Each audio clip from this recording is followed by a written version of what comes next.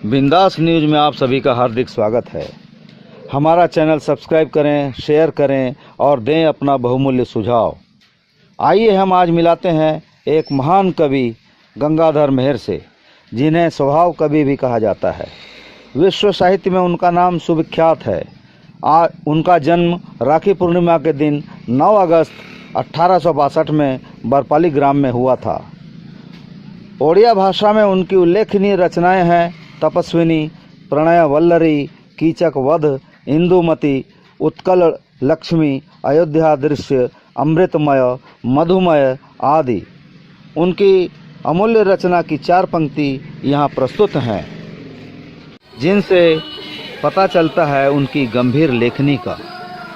विश्व देखो मधुमय हे जीवन, विश्व देखो मधुमय, मधुर झरण करेगा हरण, तुम्हारे पापमय मरण का भय, विश्व देखो मधुमय।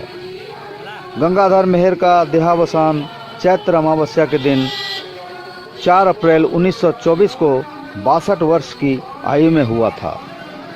धन्यवाद।